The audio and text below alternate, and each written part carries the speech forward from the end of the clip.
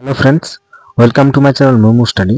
তো ফ্রেন্ডস, আজকের ভিডিওতে আমরা পশ্চিমবঙ্গ মধ্যশিক্ষা পর্ষদের ক্লাস 8-এর লেসন 12 সামওয়ান নামক যে কবিতাটি রয়েছে, কবি হচ্ছেন ওয়াল্টার জন ডে লা মেয়ার। ঠিক আছে, তো চলো শুরু করি। Let's start.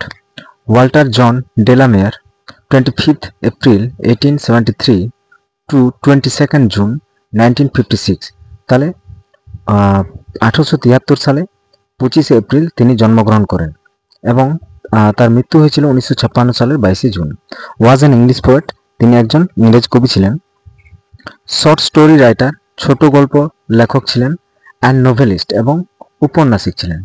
He is probably best remembered for his works for children. তাহলে he is probably best remembered, তাকে তিনি পরিচিত ছিলেন ফর হিজ ওয়ার্কস, তার কাজের জন্য। ফর চিলড্রেন, তাহলে শিশুদের কাজের জন্য তিনি পরিচিত ছিলেন। অ্যান্ড ফর হিজ পোয়েম, এবং তার কবিতার জন্য। কবিতাটি হচ্ছে the listeners.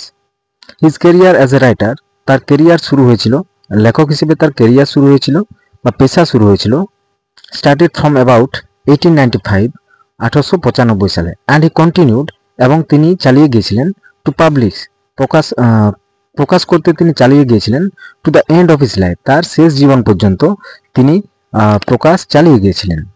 In his poems, তার কবিতাগুলোই ডেলামেয়ার হ্যাজ ডিসক্রাইব, ডেলামেয়ার বর্ণনা করেছেন the English sea and coast, ইংরেজ সমুদ্র এবং কোস্ট মানে উপকূলবর্তী। The secret and hidden world of nature, the secret মানে গোপনীয়, অ্যান্ড হিডেন মানে লুকোনো, প্রকৃতির যে গোপন এবং লুকোনো সৌন্দর্য বা প্রকৃতির যে বিশ্বটা, সেটা তিনি বর্ণনা করেছেন। তো দেখো, সামওয়ান, সামওয়ান মানে হচ্ছে কেউ একজন। ঠিক আছে, তো চলো কবিতাটি এবার শুরু করি। সামওয়ান কেম নকিং, কেউ একজন ঠক ঠক শব্দ করছিল। অ্যাট মাই ভি স্মল ডোর, আমার ছোট দরজাতে। তাহলে সামওয়ান কেম নকিং, নক মানে ঠক ঠক করা বা শব্দ করা, ঠক ঠক করা, করাঘাত করা। তাহলে কেউ একজন ঠক ঠক শব্দ করছিল। অ্যাট মাই ভি স্মল ডোর, আমার ছোট দরজাতে। সামওয়ান কেম নকিং, কেউ একজন ঠক ঠক শব্দ করছিল। I am sure sure sure, আমি নিশ্চিত নিশ্চিত নিশ্চিত। আই লিসেন্ড, আমি শুনেছিলাম। আই ওপেন্ড, আমি খুলেছিলাম। I looked to left and right, আমি বাম এবং ডান দিকে চেয়ে দেখলাম। But not there was a stirring, কিন্তু সেখানে কেউ ছিল না, মানে কোনো নড়াচড়া ছিল না। In the still dark night, স্থির অন্ধকার রাতে মানে কেউ ছিল না। ঠিক আছে। Only the busy beetle tap tapping in the wall, তাহলে কেবলমাত্র ব্যস্ত গুবরে পোকাটি tap tapping in the wall, দেওয়ালে আঘাত করছিল। অনলি ফ্রম দ্য ফরেস্ট, কেবলমাত্র বন থেকে। দ্য স্ক্রিচ আউলস কল, পেঁচার ডাক শোনা যাচ্ছিল।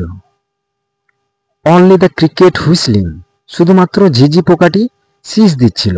হোয়াইল দ্য ডিউ ড্রপস ফল, যখন শিশির ফোঁটা পড়ে। So I know not who came knocking, সুতরাং আমি জানি না যে কে ঠক ঠক শব্দ করছিল। At all at all at all, আমি মোটেও জানি না যে আদৌ কে যেন ঠক ঠক করছিল। তো এই ছিল আজকের কবিতা। যদি ভালো লেগে থাকে তাহলে অবশ্যই লাইক করো। আর নেক্সট ভিডিওতে আমি এই কবিতার যতগুলো অ্যাক্টিভিটিস রয়েছে সেগুলো আমি সমাধান করে আপলোড করে দেব। আর ডেসক্রিপশন বক্সে অবশ্যই লিঙ্কটা পেয়ে যাবে তোমরা। ঠিক আছে, ধন্যবাদ সবাইকে। Thank you for watching this video.